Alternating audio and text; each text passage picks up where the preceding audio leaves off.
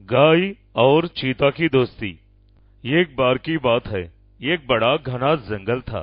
उस जंगल में बहुत सारे जानवर थे। सभी एक दूसरे से बहुत प्यार करते थे। सभी की एक दूसरे के साथ दोस्ती थी। उन सबके बीच लड्डू नाम का एक हाथी था।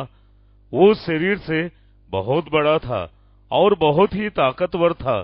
सभी जानवर उसके सामने छोटे दिखते थे और खुद में बहुत ताकतवर रहने से लड्डू हाथी बहुत घमंडी था।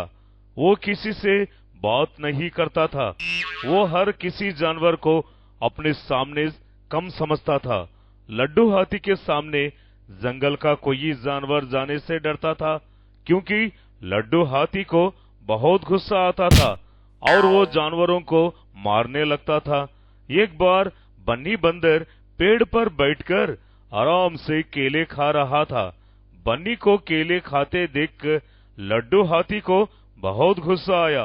वो बन्नी के पास गया और कहने लगा, रे, तुम्हारी हिम्मत कैसी हुई कि मेरे केले खाते हो? इस जंगल के सारे केले मेरे हैं। मेरी इजाजत के बिना तुम केले कैसे खाते हो? अरे, ये सब तुम क्या कह रहे हो? ये तुम्हारे कैसे हो सकते हैं? ये तो मैं पेड़ से तोड़कर खाया हूँ, और अगर मैं केले नहीं खाऊंगा तो क्या खाऊंगा? इस बात पर लड्डू को और गुस्सा आता है। उसने अपने सुंड से बन्नी को पकड़ा और गोल गोल घुमाकर फेंक दिया। बन्नी बंदर को बहुत चोट आती है। सभी जानवर ये बात सुनकर बहुत गुस्से में आते हैं, पर कोई कुछ नहीं कर सकता था। सभी जंगल के मैदान पर मिलते हैं। शेर खान, आप कुछ कीजिए। हम ये लड्डू से बहुत परेशान हो गए हैं। देखो, उसने बन्नी का क्या हाल किया है। मुझे इस बात का बहुत गुस्सा है, पर लड्डू को मैंने कुछ कहा तो उसे फिर से गुस्सा आ जाएगा और वो जंगल में तबाही मचा देगा। उसमें कई जानवर जख्मी हो सकते हैं। मुझे इसके लिए क्या करूं, मुझे समझ में नहीं आता है। काना चीता ये सुनता है, वहां से चला जाता है।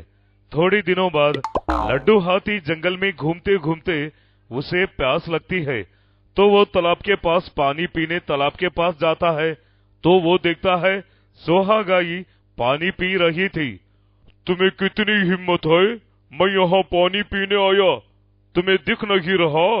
मैं तुम्हारे सामने रास्ते में थोड़ी ना हूँ, तुम भी तो पानी पी सकते हो। मुझे गुस्सा मत दिलाओ, यहाँ पानी मत पियो, चले जाओ यहाँ से दूर। ये तालाब तुम्हारा थोड़ी ना है। जंगल के सभी जानवर इस तालाब से पानी पीते हैं। अरे, तुम होती कौन हो मेरे सामने मुंह चलाने वाली? वैसा कहकर वो हाथी भागती हुई आकर सोहा गाई को पानी में ढकल देती है। सोहा गाई नीचे गिर जाती है और जख्मी होती है। तभी वहाँ पर काना चीता आता है। लड्डू, तुम्हारा ये तमाशा बंद करो, नहीं तो तुम्हारे लिए अच्छा नहीं होगा। लड्डू हाथी इस बात पर जोर जोर से हंसने लगता है। क्यों? अब तुम मुझे सिखाओगे? मेरे सामने कितने छोटे हो? तुम्हारा और मेरा मुकाबला कोई नहीं है। मैं अकेला तुम्हारे सामने कुछ नहीं हूँ, पर तुम भी अकेले इस पूरे जानवरों के सामने कुछ नहीं हो। क्या? वैसा कहकर वो पीछे मुड़कर देखा तो जंगल के सभी जानवर होते हैं। जंगल के सभी जानवर तुम्हारे बर्ताव से तंग आ चुके हैं। अगर तुम्हें इस जंगल में रहना है, सभी जानवरों से मिलजुल कर रहना होगा, वरना इस जंगल से चले जाओ। तुम हो तो कौन हो इस जंगल से मुझे निकालने वाले? हम भी इस जंगल में रहते हैं लड्डू, और इस जंगल पर सबका अधिकार है। जितना तुम्हारा है उतना हमारा। अगर तुम्हें वो पसंद नहीं है तो चले जाओ यहाँ से। लड्डू हाथी ये सुनकर जोर जोर से हंसने लगता है। जब जंगल के सभी जानवर गुस्से से उसकी ओर बढ़ रहे थे, लड्डू हाथी को अब क्या करूं समझ में नहीं आता है। लड्डू हाथी मन में सोचता है, अगर मैंने उनकी हाँ में हाँ नहीं मिलाया तो मुझे कच्चा चबा जाएंगे।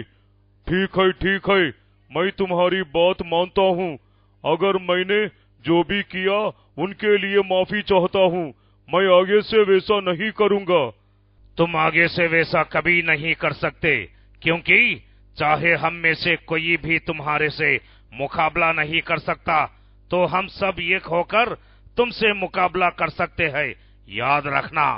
लड्डू हाथी को अपनी गलती का एहसान होता है। उस दिन से वो धीरे धीरे कर जंगल के जानवरों से दोस्ती करता है।